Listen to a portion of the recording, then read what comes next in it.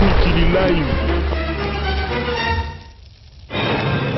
L'honorable député national Henri Touamou, élu de la Funa, a mis à profit son week-end en rendant visite aux différentes sections de sa base.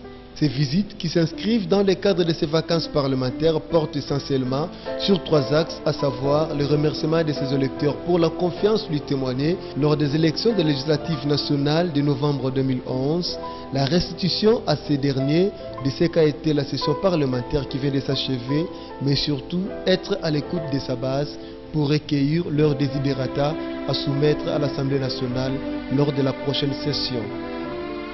La ronde de l'honorable Henri Touamou a débuté le samedi 23 février 2013 à la base de Kalamou, section Yolo, où l'élu de la Funa a été chaleureusement accueilli.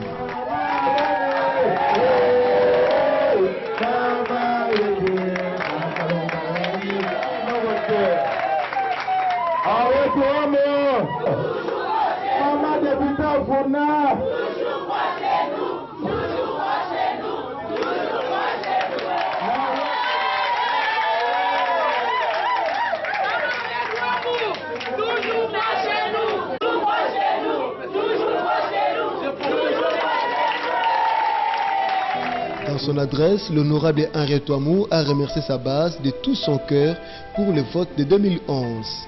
Et leur a rassuré d'être toujours leur avocate à l'Assemblée nationale. Nous sommes dans la vie. Quand la personne a bandé pour la base civile, pour atteindre le politique. Pour sortir le Moutou, au lieu qu'on soit en haut, pour décourager, pour baisser les bras. Dans des exemples vivants, ma campagne dans l'élection de l'Opoé, la Cour suprême, la longue Bitumba. Donc voilà. Les appels moi l'histoire pour nous expliquer les raisons pour lesquelles la première mission de la 2013. C'est facile pour la gâter. 2012 ans après tant que longue Bitumba wana, Moussa la paix bandi balamoko. Moussa peut qui a pété. Dans la francophonie, nous avons pour représenter la francophonie, puis la Dalaki. Donc, quand on appelle session en septembre, session après session Marcassi, il fallait qu'on ait le budget à l'État. La bande de la bataille à Rabili, la mona qui vient à défendre, qui vient à matin, la tribune, on a l'opéré du nom. Quand on total le budget à l'État, total ma campagne sénie, total ma campagne droit de l'homme, n'est-ce pas, assistant? En tout cas, la bataille pour la Oloba. On a essayé la bataille pour la contester, dès que la bataille qui va organiser l'élection à Bango. Pour tricherie qui m'a cassé, puisque la première victime à tricherie wana. Pour le budget, on a levé ma campagne d'érosion. On a levé ma campagne d'école. Est-ce que bien la calama il faut la malongeza, babanza. Na le baki na sujet qui on a épiti bago bato gouvernement que na kata funa awa école en malongeza te hôpital en malonga pe ezalité. En tout cas na pété là qui on sait que ma casse. Il est écoute ezali. Na le pas d'érosion. Bah, je suis un fonctionnaire. Je suis un fonctionnaire à l'État. Je suis un fonctionnaire. Je suis un diplomate. Je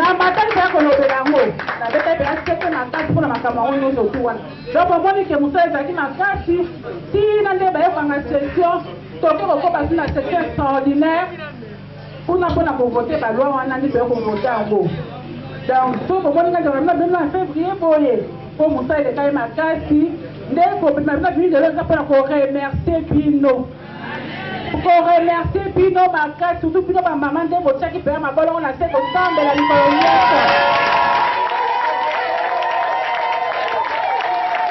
Étant toujours proche de sa base, l'honorable Henri Touamou s'est mise à l'écoute de ses électeurs dans un échange franc et sincère au cours de laquelle toutes les préoccupations de ces derniers ont trouvé une oreille attentive. Quoi de plus normal pour ces électeurs que d'être touchés par la marque d'estime leur témoignée par leur élu.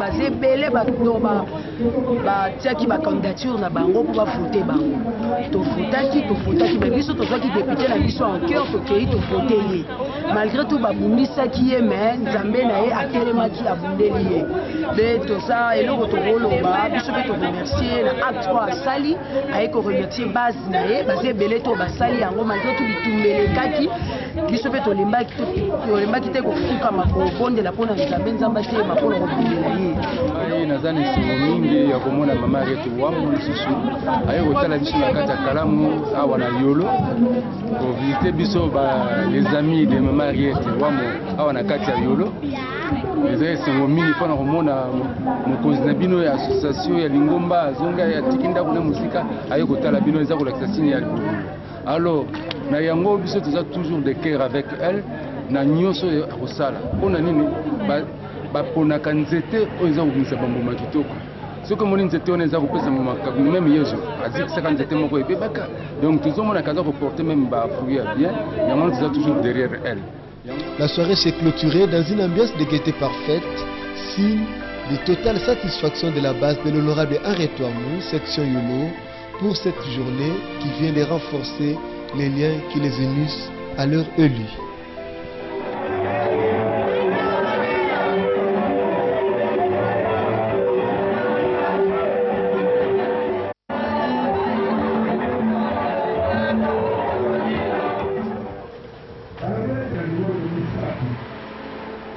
Le dimanche 24 février, l'honorable Ariete Wamou débute sa journée dominicale à l'église Espoir située sur avenue Mawanga numéro 32 dans la commune de Bumbu que dirige le pasteur Shongo Michel Katoka, l'un des colistiers de l'honorable Ariete Wamou lors du scrutin de novembre 2011.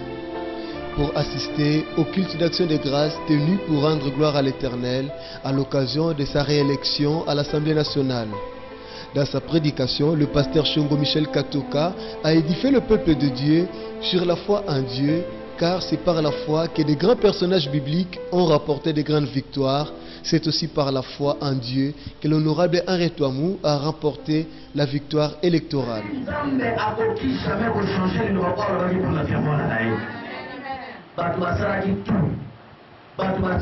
bamusu bateki bamituka bamusu bateki bandako bamusu bateki bavio bamusu bateki banganga bamusu bateki kolala na cimetière bamusu bakomi bakreye barelation moko ya intere na bato wana me biso tokreaki relation na nzambe yango nzambe ajustifie biso yango nzambe apesi biso nzambe ye kosala grâce kombo ye kobima lisusu yango ntango kozomona ye ata makambo ebele koloba me ntango mosu akoloba mingi te mponga deja nazolobela ye deja donc oyo akoki koloba na biso eza merci parce que nzambe aza fidèle mpe nzambe atikaki ye te yango lelo aye mpe ya nzambe wana lokola leple oyo ayaki ali yesu nabiki deja yesu nazwi deja nazwi kimia yesu nasekamaki yesu nazwi makasi yesu ngai yo naye epai na yo yesu atali yeki alobi lokola naninga wana babiki baza reconnaissant te na babase baza reconnaissant te na bisika na bango elokola yo oza reconnaissant ozongi mpa na nga va ta foi t'a sauvé amen amen amen yango moi ya lelo tokodeklare na vie ya mama honorable va ta foi t'a sauvé. Pour sa part, l'honorable Ariete Wamou a rendu grâce à l'Éternel pour sa bonté tout au long de cette bataille électorale. Elle a en outre sollicité le soutien de l'Église Espoir dans la prière pour la réussite de sa nouvelle législature. Alléluia. Alléluia. Alléluia lisusu. Nasepeli makasi. Tolandi pasteur Shongo na banzi makambo nyonso alobi nyonso nakoki koloba nayebi te ngai mpe naza pasteur lokola ye te me nakobakisa mwa ndambo wana ezaka ndenge alobi eza remerciement eza reconnaissance envers bino bamama na nga bandeko na nga bafrère na nga bapapa na nga baseur na ngai nakoki kozanga koya mokula lelo te tozali tout le temps communication na pasteur Shongo ntango nazalaki na baproblème na cour suprême bino mo bomonaki ndenge campagne elekaki ndenge baélection esalamaki baproblème esalamaki ebele bapériode wana ndenge alobi ifale tozala na foi toza na nzambe na biso foi wana tozalaki nango pendant période wana mobimba nde bomoni résultat yango lelo oyo tozosepela na te liboso na bino nga ndeko na bino na récupéraki mandat na ngai nalobaki non korécupere mandat wana kobana wana ndako boye te ifo na kozonga epa bandeko na nga bato basoutenaki nga bino kosoutenir nga na baprière chaque jour ndabazonga bamessage ndenge bamama bazali kosambela futu oyi ebanda kokomela ngai epai ya pasteur azobenda nga mikolo nyonso tu mpona koencourage ngai nalobaki no ifo nazonga lelo nakotanga bamama koremercie bango koyesa bango koza toujours ensemble nakoki kotika bino te awa eza ndako na nga boyebi yango très bien. Reconnaissant à l'Éternel, l'honorable Henri Touamou a remis au pasteur de l'église Espoir son offrande d'action de grâce. Offrande na nga oyo namemaki mpona église eza mingi te me nayebi ke eza des gestes de kontaka na koremettre pa pasteur po komonake naza ya bino seseseko.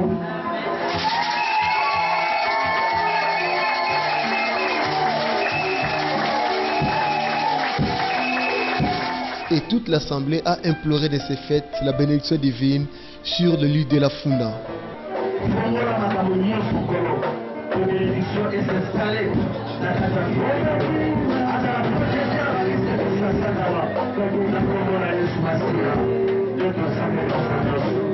eloko na koloba eza vraiment esengo mingi komona lisusu ndenge mama Henriette Touamou azongeli biso mokolo ya lelo me na koinsiste na koloba ete mama Henriette Touamou eza nango habitude tomesana na biso na ye mpe ye azalaka reconnaissance envers biso envers église Espoir mpe biso na chaque fois azalaka na likambo tosoutenake na baprière tifo kosoutenir ye na bavoi tosoutenaka alors eza esengo mingi komona ke aza reconnaissance ya oya koloba merci epai na nzambe mpe na église Espoir oyo ezali église na ye mpe na base na ye oyo ezalaka mpe awa na kati na église oyo koloba merci epai na biso epai na nzambe nango asali mpona biso tolokola toyebi tozalaka na espoir na église na biso tozalaka na nzambe kaka moko oyo nzambe wana toyebaka te ye azalaka na suka te azalaka na ebandeli te nzambe wana azalaka bisika mayele na biso esukaka ye alobikeli yangai nseka oyitema lokola bato nyonso balembaki biso tolembaki te toyebi mama akopase na nzela na ye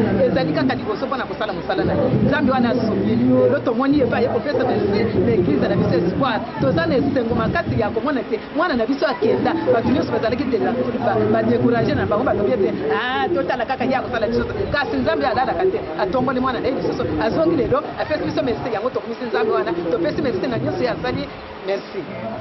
Mama azali moko kati na etonga l'espoir tikaki ete na bapriere na nzela na losambo bisika nyonso akendeki na baparker biso église tolandaki ye na bomoti mpe na nzela ya priere elika na biso toyebisaki nzambe banguna na ye bazala konzoli bisika nyonso bakozala me mama azala molongi ya solo mama alongisami.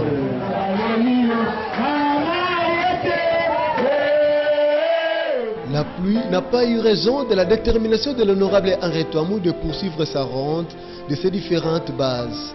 Ainsi, après le culte, Henri Touamou va se rendre sur Avenue Yolo où l'attendait sa base de Bumbu.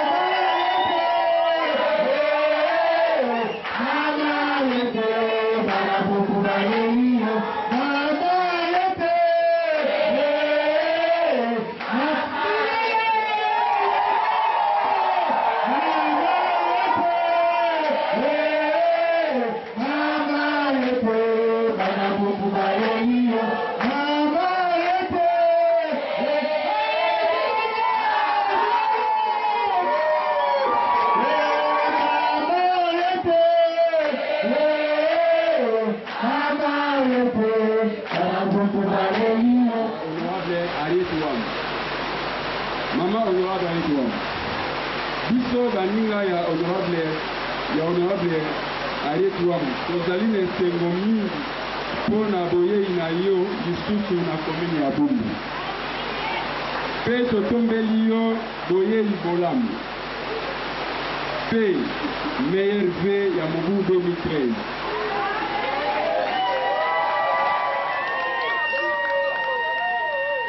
Santé kitoko. Molembete pour na kolobela biso tango iso na parlement. Matondi mama honorable Ariette Wamu pe longonya nzambe abatela yo. Une fois de plus, l'honorable Ariette Wamu va dire toute sa gratitude à ses électeurs de Bumbu. La bataille électorale étant âpre, mais sa base de Bumbu a su faire la différence en votant massivement pour celle qui est toujours proche d'eux.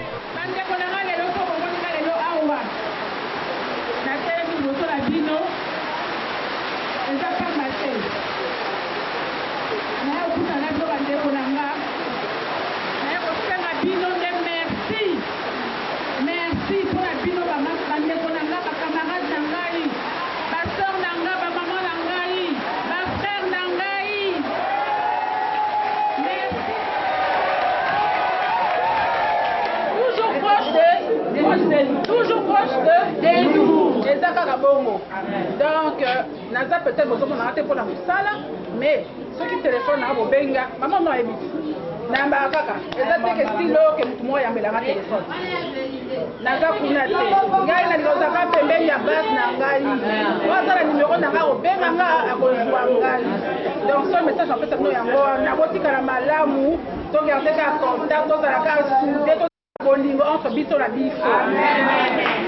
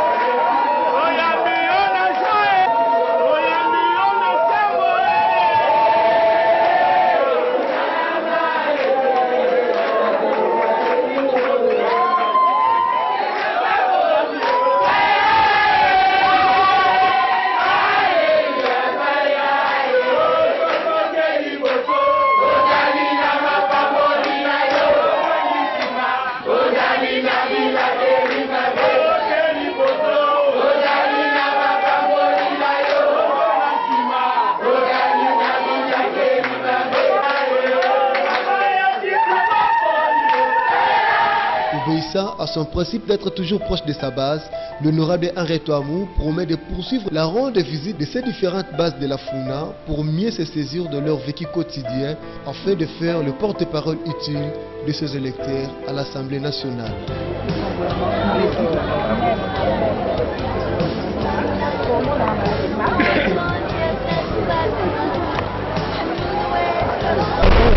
Live.